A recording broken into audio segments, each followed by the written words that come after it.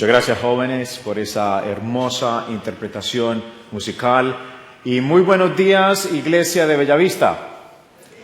Feliz sábado para todos, nos alegra tenerles aquí. Feliz sábado y bienvenidos todos los que nos escuchan a través de 3ABN.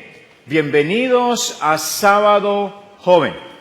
Hoy los jóvenes de Bellavista han dado una muestra de lo que es Sábado Joven y nos vamos a continuar deleitando en el Señor en este día. Esperamos que las bendiciones de Dios estén siendo derramadas sobre ti y sobre tu familia. Este año para muchas personas es el año en el cual Cristo Jesús supuestamente va a volver. Según el calendario maya, este año, en diciembre 21, 2012, regresará Jesús. Muchos han aprovechado esto para vender libros, hacer películas y están ganando millones. Como adventistas del séptimo día sabemos que no nos podemos limitar a una fecha. No podemos pensar en una fecha en el futuro, sino que debemos estar listos como si Jesús fuera a venir hoy. Lógicamente seguimos el consejo bíblico que nadie sabe ni el día ni la hora. Sin embargo, según el calendario maya, después de 5,126 años de existencia de ese calendario, el calendario maya está llegando a su fin, diciembre 21 de este año.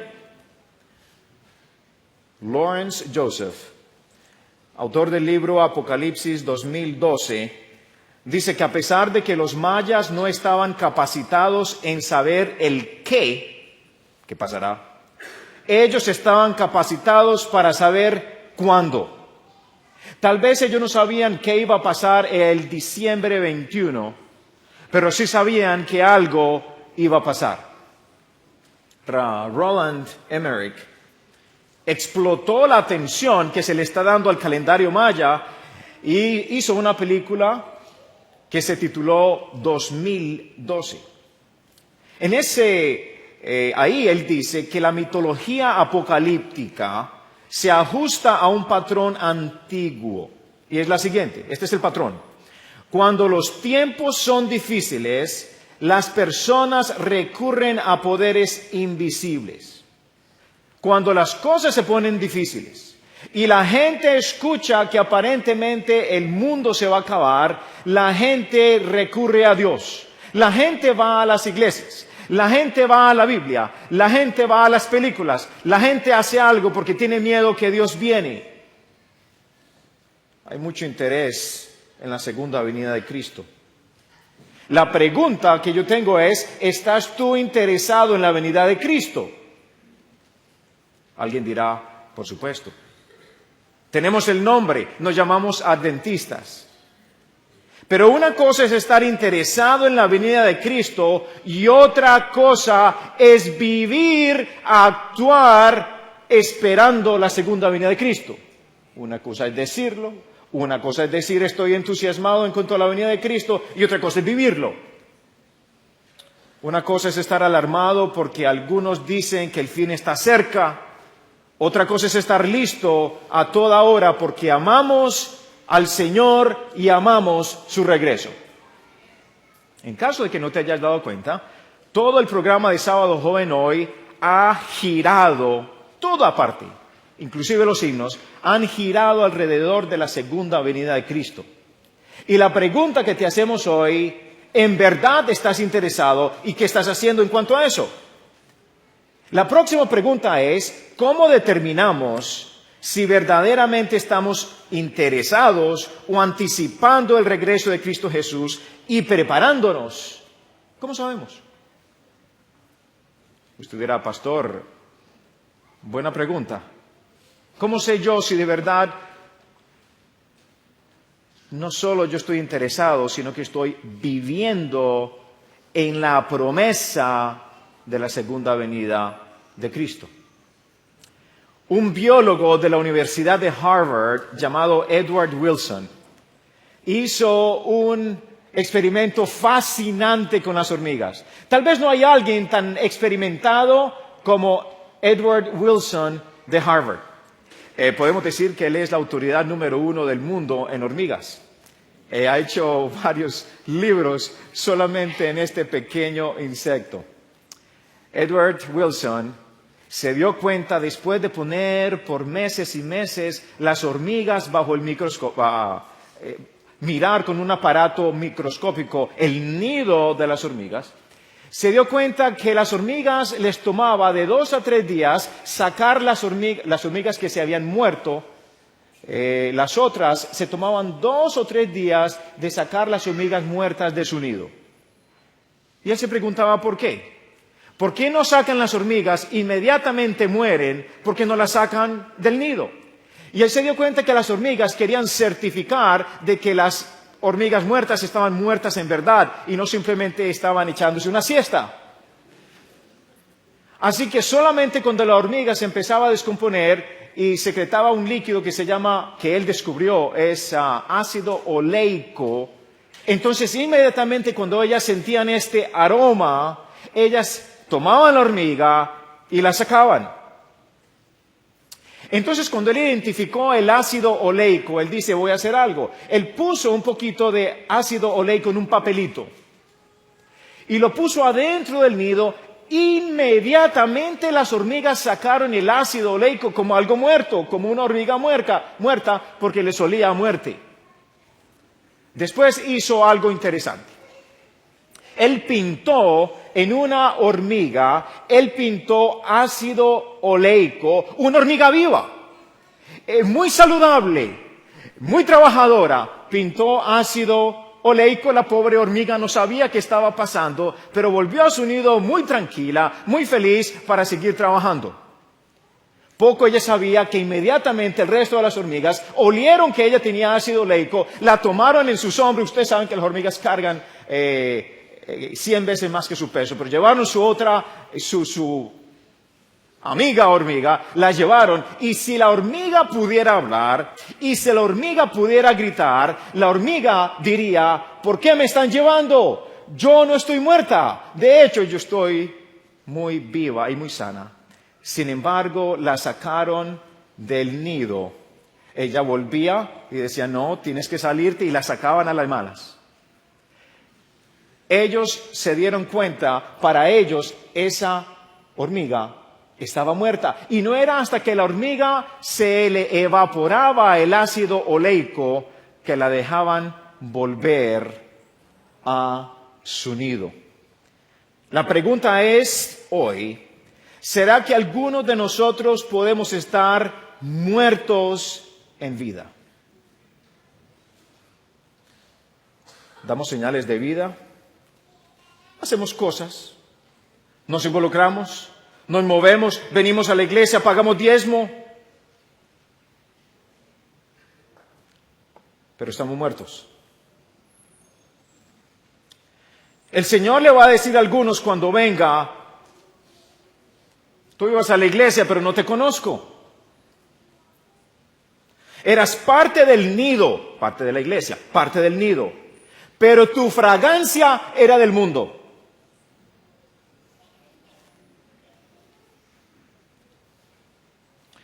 Estamos muy mezclados algunas veces y compartiendo mucho con el mundo, a pesar de que el sábado estábamos en el nido. Pablo nos desempaca el concepto del aroma y cómo en la Biblia, a pesar de que no se menciona el ácido oleico, está ahí. Vamos. Segunda de Corintios capítulo 2, versículo 14, versículo 16. Si le preguntáramos a Pablo en cuanto al ácido oleico, él lo sabía. Segunda de Corintios capítulo 2, versículo 14, versículo 16, nos habla de una verdad increíble que nos la dice Pablo. Pero gracias a Dios que nos lleva siempre en triunfo en Cristo Jesús y que por medio de nosotros manifiesta en todo lugar, manifiesta el olor de su conocimiento. Versículo 15. Porque para Dios somos grato olor de Cristo entre los que se salvan y entre los que se pierden. 16. Para esto ciertamente olor de muerte para muerte, y para aquellos olor de vida para vida, y para estas cosas, ¿quién es suficiente? Primeramente nos dice Pablo que para que nosotros podamos tener triunfo, tenemos que estar ligados y conectados a Cristo Jesús. El triunfo viene de Él, número 1. Número 2, dice que por medio de nosotros se manifiesta en todo lugar el olor de su conocimiento. Lo que pasa es que algunas veces nosotros escogemos dónde dar el aroma. Lo damos en algún lugar, lo escondemos en otro. Pero Jesús nos dice que por medio de nosotros Él nos utiliza, Él nos necesita para que manifestemos ¿en cuántos lugares? En todo lugar el olor de su conocimiento. Ahora, el problema es si de pronto en algunas ocasiones nosotros tenemos más el olor del mundo que el suyo. Y el Señor nos está pidiendo cuidado porque el mundo te puede pintar ácido oleico. Estás muerto. Pero si tú tienes mi olor, será de vida para vida. Estás irradiando, esparciendo el aroma del mundo o el aroma de Cristo. Eso nos lleva al segundo punto. El doctor Martin Luther King Jr. dijo que el cristiano es comparado a un termómetro o a un termostato. El cristiano, que es como un termómetro, simplemente muestra, dice, un termómetro simplemente registra o graba la temperatura. Por el contrario, el termostato regula, establece y transforma la temperatura. Si tú estás en una casa, tienes un termómetro, te dice qué temperatura es, pero el termostato tú le dices, quiero que la casa esté más fresquita, el termostato regula y ayuda para que el aire acondicionado así lo haga. Los cristianos, especialmente aquellos que esperan la segunda venida de Cristo, no serán termómetros, dice Martin Luther King. Por lo contrario, como un termostato que establece, regula y cambia la temperatura espiritual. Él permite y espera cambios en sus vidas. ¿Estamos siendo transformados y renovados día a día? Romanos capítulo 12, versículo 2 dice, no os conforméis a este mundo, no permitáis que el mundo, si me puedes permitir decir en paréntesis, no os permitáis que el mundo os pinte con ácido oleico. Repito desde el inicio, no os conforméis a este mundo, sino transformaos por medio de la renovación de vuestro entendimiento, para que comprobéis cuál es la buena voluntad de Dios, agradable y perfecta. Transformaos por medio de la renovación. ¿Estás permitiendo que el Señor te transforme? Su nombre era Hank. Su carácter era rudo, él ofendía mucho y la gente ya lo conocía. Su vida había sido amarga, resentida, llena de crítica. Pasó años en la iglesia, hasta que una vez alguien le preguntó a Hank, ¿por qué tú eres así? ¿Nunca vas a cambiar? Y Hank contestó, esa es mi forma de ser, lo siento, yo siempre seré así. Y para mí es una tragedia que algunos de nosotros no queremos cambiar. Él no esperaba cambiar y nadie esperaba que Hank cambiara. No había ninguna expectativa de cambio. Sin embargo, el Señor Jesús nos dice, si tú eres una persona que está ansioso esperando mi venida, tú tienes que permitir que yo te cambie día a día. Día a día debe empezar un proceso de metamorfosis. En el Nuevo Testamento, la palabra transformación viene del griego que se llama metamorfoo, del cual tomamos la palabra metamorfosis, que quiere decir cambio, transformación. Y de ahí tomamos la metamorfosis de aquel pequeño gusano que eventualmente se convierte en una hermosa mariposa. Ese proceso de un feo gusano a una hermosa mariposa, ese proceso se llama metamorfosis. Pero a través de este proceso hay un penoso proceso de cambio y de muerte. Prácticamente el gusano tiene que morir para poder convertirse en una mariposa.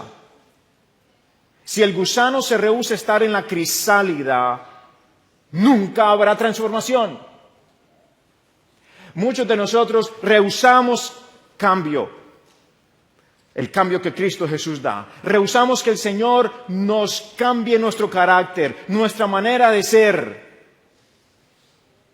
Si es así, nunca llegaremos a ser una linda, libre mariposa. Así que la mariposa está el gusano está dentro de la crisálida.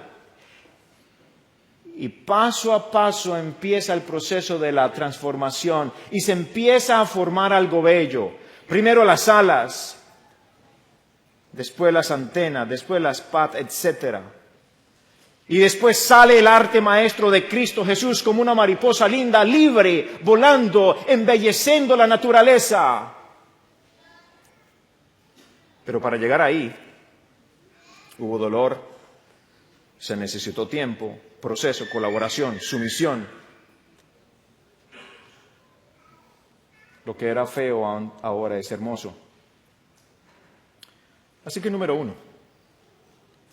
Tenemos que determinar si estamos irradiando el aroma del mundo a otros o el aroma de Cristo al mundo. Número 2. Tenemos que determinar si estamos permitiendo que el Señor efectúe una metamorfosis en nuestra vida, o sea, un cambio constante. Algunos de nosotros estamos esperando a que Cristo venga para que nos cambie. Sin embargo, al cielo lo único que llevaremos es nuestro carácter. El Señor quiere que mientras estemos caminando con Él como cristianos, le podamos permitir que efectúe el proceso de metamorfosis día a día. Número 3. Tenemos que ver si nos hemos vuelto insensibles a la venida de Cristo. Hace varios años, el rabino Mark Cannybaum, en el momento se consideraba el líder de la comunidad judía de Estados Unidos, regresó de una visita a Israel y dijo que la mayor amenaza para Israel es el peligro de fatiga, cansancio espiritual provocado por el largo viaje y la batalla sostenida. En otras palabras, los judíos y los israelitas estaban saturados, cansados de tanta guerra, tanto problema inclusive espiritual y bélico. Y yo me pregunto hoy si la mayor amenaza para el pueblo de Israel, con tanta guerra, con tanta dificultad, ¿cuál es la mayor amenaza para el pueblo adventista del séptimo día hoy? ¿Cuál es la dificultad más grande para el pueblo adventista? Para ti y para mí. Y hoy sostengo que el gran peligro de la iglesia adventista del séptimo día es la insensibilidad mostrada a la proximidad del regreso de nuestro Señor. Me explico. Nos hemos desensitizado tanto que ahora cuando vemos una guerra, un tsunami y otras catástrofes, ya nos parece casi normal. Y tantas personas han dicho, el Señor viene, viene y no viene, que ya decimos, bueno, algún día vendrá. El autor Arnold Black Rhodes escribió un libro que se llama The Church Faces the Isms. La iglesia enfrenta los ismos. Y él dice lo siguiente, muy interesante. El autor afirma que el ismo más peligroso que enfrenta la iglesia cristiana hoy no es el ateísmo. Estamos hablando de los ismos.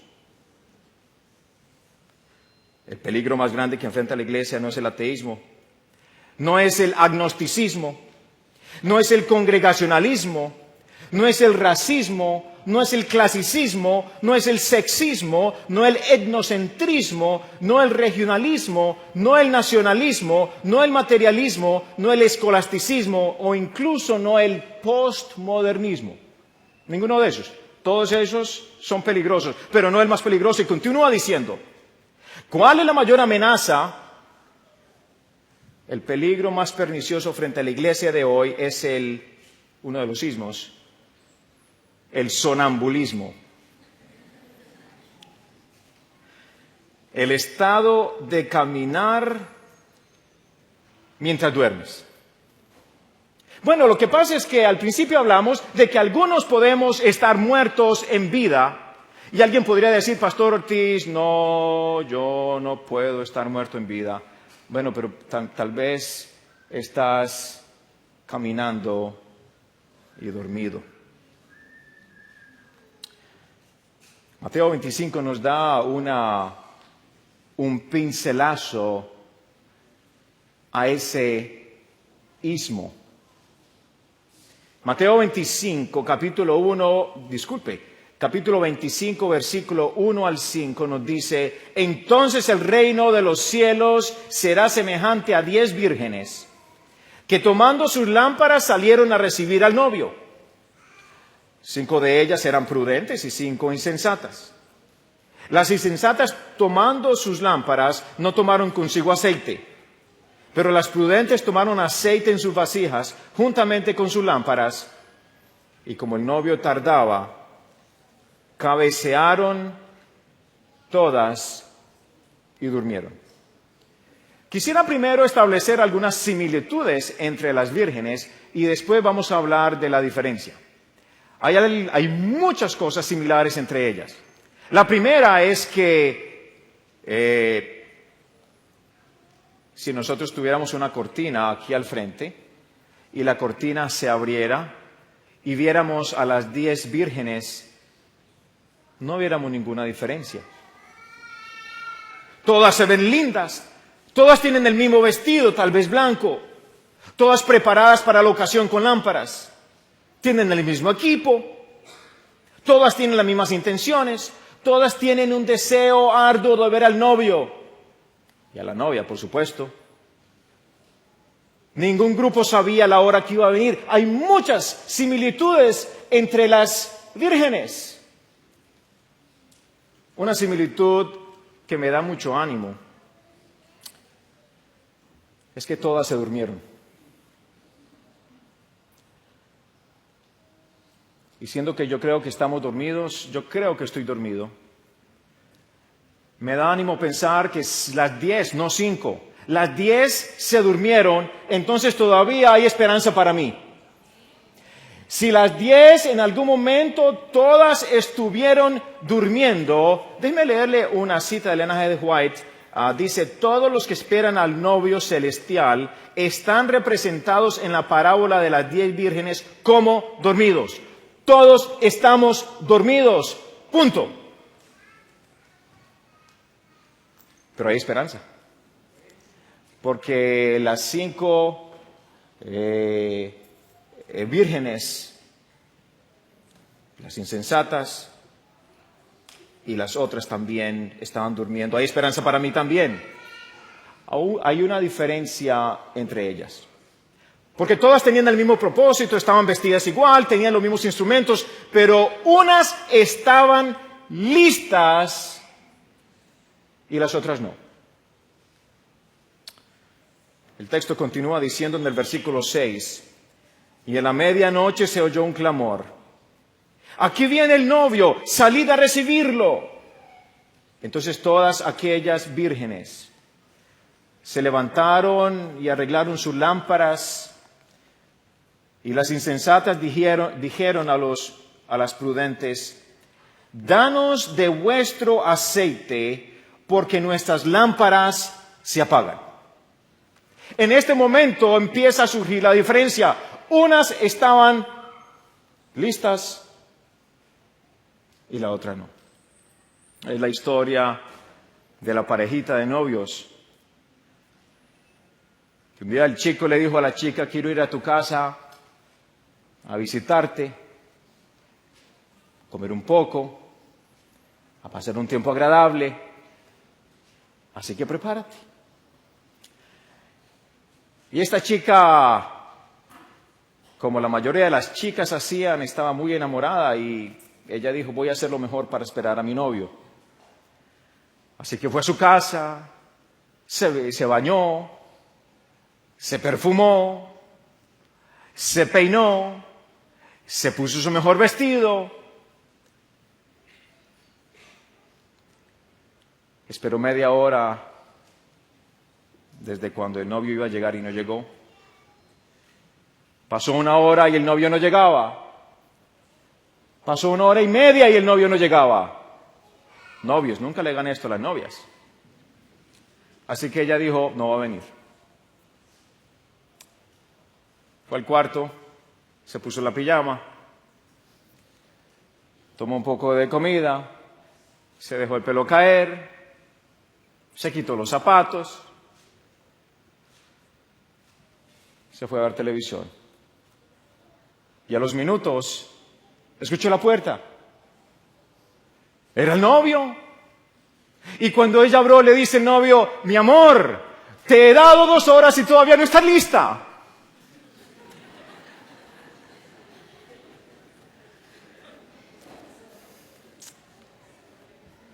La verdad es que el Señor nos va a encontrar a algunos de nosotros no estando listos. La pregunta para ti hoy es: ¿amas su venida? ¿Esperas su venida? ¿Proclamas su venida? Hace un tiempo atrás, ayer les conté parte de la historia con mi esposa y hoy termino con la última parte. Después de que nosotros nos comprometimos, ella estaba en Rumania y pusimos una fecha para el matrimonio. Empezamos a planear, ella estaba en Rumania, yo estaba en Battle Creek, Michigan, y empezamos a hacer el conteo regresivo. Nos casamos en julio, era marzo, ella empezó a hacer los documentos y yo empecé a anhelar su venida. Ahora, si esta fuera una chica que no me interesara, si esta fuera una chica que no es mi novia y que no me interesa y no quiero que venga, yo no creo que yo estuviera contando los días. Yo no creo que estuviera interesado, no creo que le estuviera poniendo una X en el calendario todos los días. Pero yo anhelaba con todo mi corazón el día que ella iba a venir a casarse conmigo. Cuando empezamos a arreglar todo, teníamos el pastor que nos iba a casar, el lugar, la iglesia, la recepción, todo. A mí me tocó arreglarlo porque ella estaba allá. Ella fue a la embajada de los Estados Unidos en la ciudad de Bucarest, en Rumania, y le negaron la visa. En ese momento nos tocó tomar una decisión, decir: bueno, ¿qué hacemos? Yo me senté en el mueble a llorar como un niño y decir: Señor, ¿será que algún día ya va a venir? Tal vez me toque irme a vivir a Rumania. Nos tocó cancelar la boda.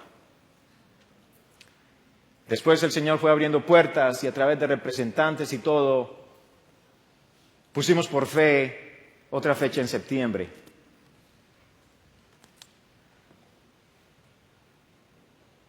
Contaba los días. oraba. Cada día era un día menos cuando iba a ver la mujer que yo amaba. Antes de terminar la historia, quiero decirte que algo similar debe ser la segunda venida de Cristo. La segunda venida de Cristo, estamos felices, ansiosos, no porque tenemos miedo de que van a haber terremotos, de que va a haber persecución, de que van a haber rayos, de que va a ser un día terrible. Estamos ansiosos de la segunda venida porque amamos al que viene. Amamos a aquel Cristo Jesús que una vez vino a morir, una vez primero nació y vino a morir para darnos salvación. Y siendo que Él nos ama tanto, estamos ansiosos de su venida y es por eso que hoy quiero hacer todo para un día encontrarme con ese que ama mi corazón. Por eso es fácil prepararnos para encontrarnos con alguien que nos ama. No es por obligación. No es porque alguien te dice, tienes que prepararte, sino porque amas el regreso. Hay un texto que me gusta mucho y está en 2 de Timoteo, capítulo 4, 8, donde dice, por lo demás me está reservada la corona de justicia, la cual me dará el Señor juez justo en aquel día, no solo a mí, sino también ¿a cuántos? A todos los que ¿qué? Los que aman a su venida. Su venida tiene que estar conjugada en el marco de amarla. Amar su venida y amar al que viene. Si tú te estás preparando para la segunda venida de Cristo solo por miedo, o porque alguien te lo dice, o porque el pastor te lo dice, o porque leíste en algún lugar, o porque en el calendario maya dice que diciembre 21 va a venir, estás perdiendo el tiempo. Nos preparamos porque amamos. Así que el día llegó. Y por fin vi descender de las escaleras del avión a quien amaba mi alma.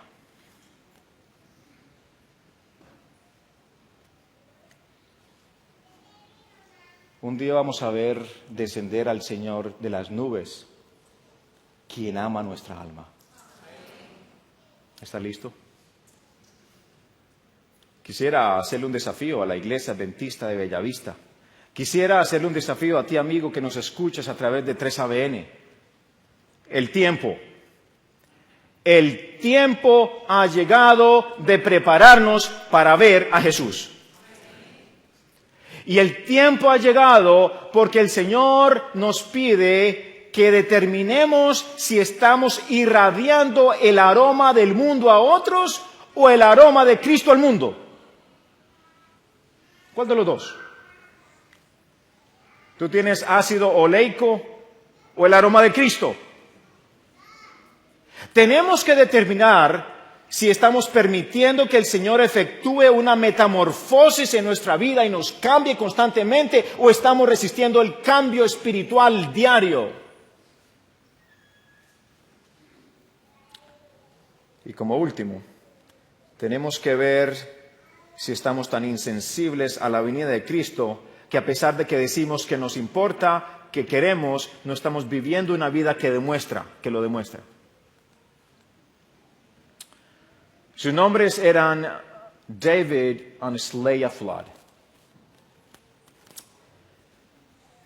Ellos eran misioneros de Suecia. Y un día ellos dijeron, Señor, no podemos tener esta verdad de la segunda venida de Cristo y no decírsela a otros. Estamos viviendo en Suecia muy cómodos. ¿Cómo podemos tener esta verdad de que tú vienes pronto y en algunos otros lugares del mundo la gente muere sin Cristo? Mándanos a algún lugar. Y el Señor los mandó al corazón de África. Los mandó a Belgian Congo, el Congo Bélgico, o también conocido como Zaire, en el corazón de África. Fueron con un niño de 2 años. Al llegar allá, se encontraron con otra familia llamada los Ericksons. Y se fueron a evangelizar una tribu.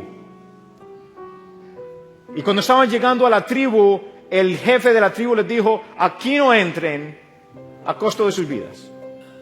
Se tuvieron que salir. Y ellos armaron una casa de barro afuera y nunca podían entrar. El único contacto que había era un niño de esa tribu que venía una vez a la semana a venderles pollo y huevos. Eso era todo. Y el niño tenía órdenes estrictas de no hablar nada. Y la señora Sveia dijo, si yo no les puedo hablar a ellos, por lo menos les voy a hablar al niño. Y cuando el niño venía, Sveia le decía de Cristo Jesús y su amor para salvarlo. Y que un día Cristo Jesús, un día muy pronto, Cristo Jesús iba a volver. Y que él tenía que decirle a la tribu que Jesús iba a volver pronto. El niño se iba sin decir una palabra. Pronto después, toda la familia contrajo malaria. Sveia fue donde David una noche y le dice, David, no solo tengo malaria, sino que estoy en embarazo. Si esa familia hubiera empacado sus maletas y se hubiera vuelto a Suecia, yo hubiera sido el primero que hubiera dicho, bien hecho, devuélvanse. Pero ellos no se devolvieron. Ellos dijeron, el Señor nos trajo por una razón, aquí nos quedamos.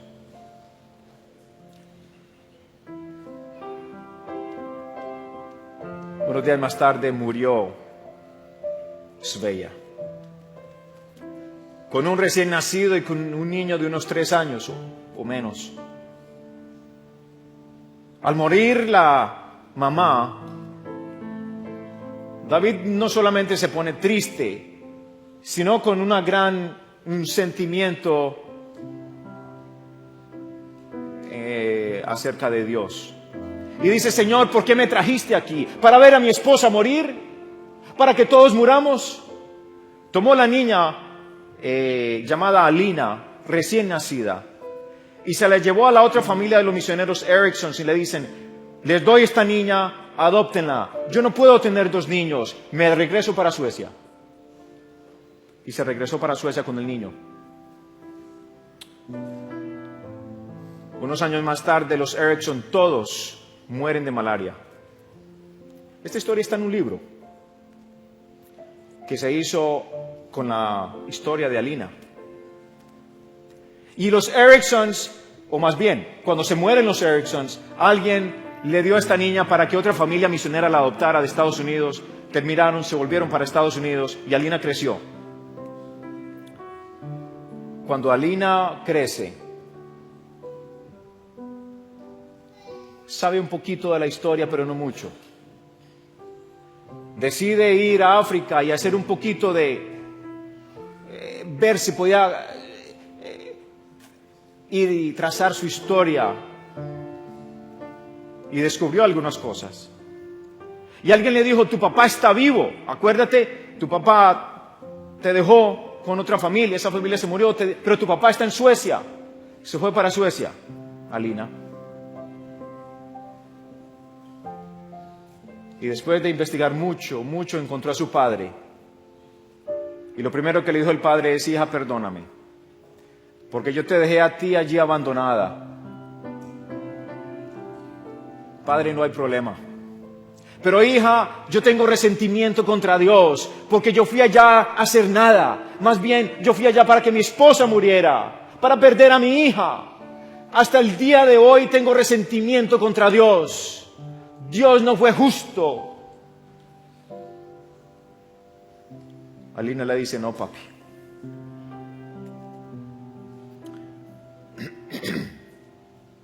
Tú fuiste allá con un propósito y Dios lo tenía. No, mi esposa murió, yo no continué y aquí estoy hoy amargado por el resto de mi vida. Papi, no tienes que estar amargado el resto de la vida porque acabo de venir de Zaire. Y cuando llegué allá empecé a preguntar, ¿quién conoce de aquella y aquella tribu en tal tiempo? Y encontré a un caballero, el cual sabía de la tribu, era de la tribu. Y le pregunté a ese caballero, joven, tenía más o menos la edad de ella, un poquito mayor que ella, y le dice, joven, ¿qué sabes tú de la tribu? Bueno, te puedo contar de la tribu. ¿Y qué sabes de una familia de misioneros llamados los Floods y los Ericksons? Bueno,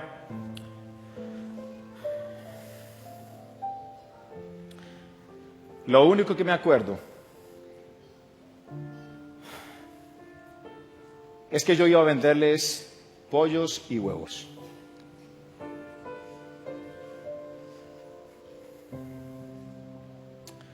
Y la señora Flood me hablaba de Cristo Jesús. Y yo volví allí a la tribu y empecé a hablarles a mis amiguitos en cuanto a Cristo Jesús.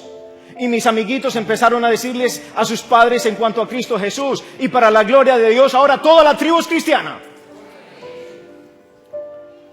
Papi, ahora toda esa tribu se está preparando para la segunda venida de Cristo. Por tu trabajo. No puede ser, hija. Sí. Tu trabajo no fue en vano. Toda la tribu, inclusive el cacique que te dijo, no vengas aquí o mueres. Papi, tu trabajo no fue en vano. Y con lágrimas se abrazaron y dice, hija, cierto,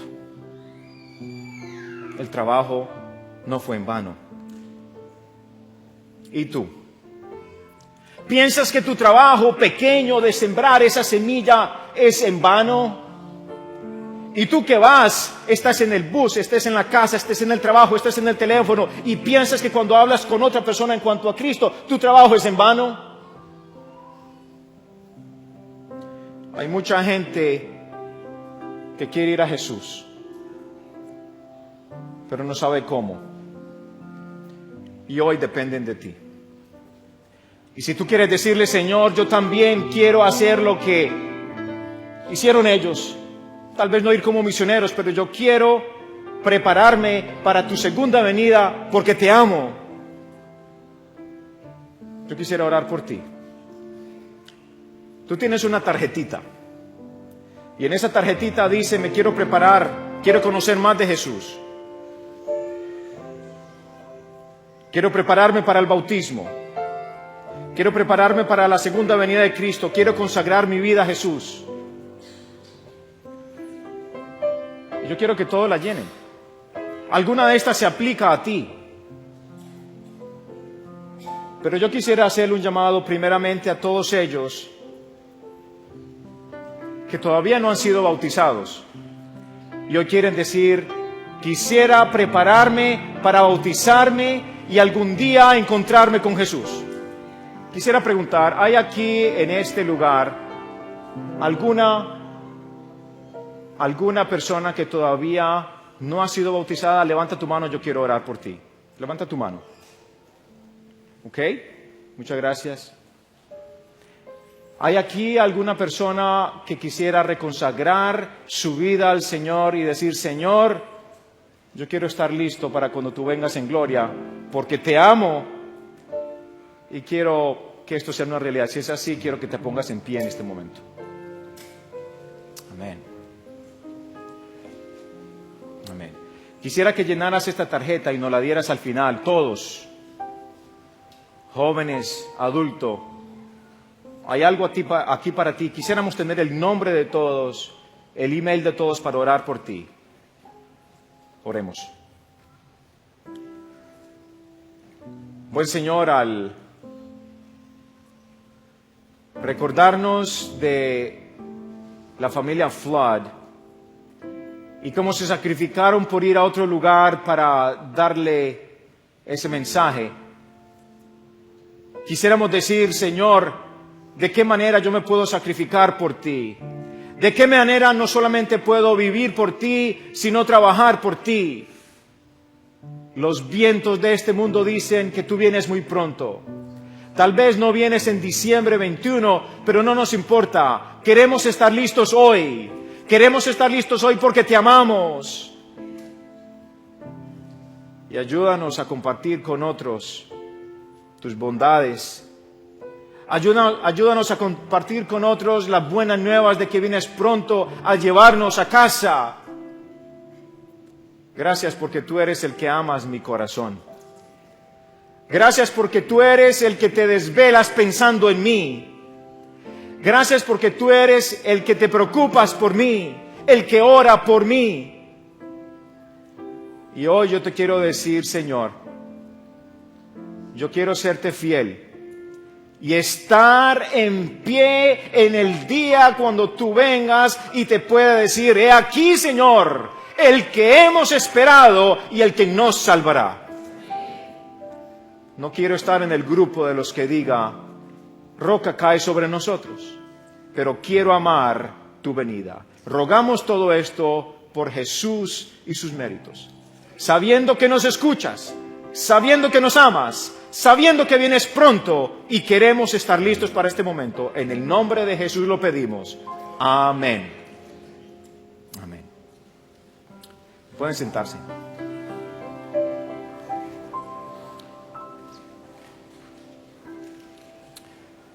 Quisiera pedirles encarecidamente que llenaran esta tarjeta y nos la dieran a la salida.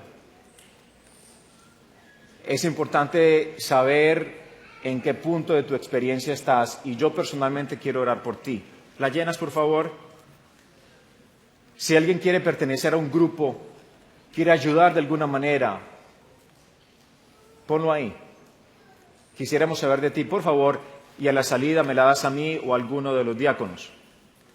Segundo, quisiera anunciar que esta tarde tenemos un seminario de Sábado Joven. Si tú quieres saber qué es Sábado Joven, cómo se prepara un Sábado Joven y qué están haciendo jóvenes de otros lugares del mundo, ven esta tarde a las 4 en la capilla de jóvenes. Como último, quisiera agradecer a esta iglesia y a sus líderes. Quisiera agradecer al pastor Germán Parra por tenernos aquí. Quisiera agradecer a Nemuel por su gran trabajo, por ser parte del comité que nos invitó. Quisiera agradecer a los jóvenes que día a día estuvieron aquí ayudando.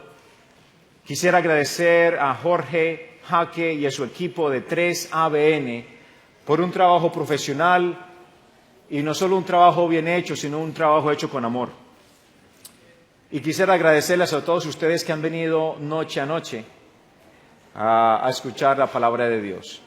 Llevaré en mi corazón el pueblo de Puerto Rico como gente muy cordial, muy linda. Que Dios les bendiga, sigan disfrutando este sábado y para esos que vengan en la tarde nos vemos a las 4.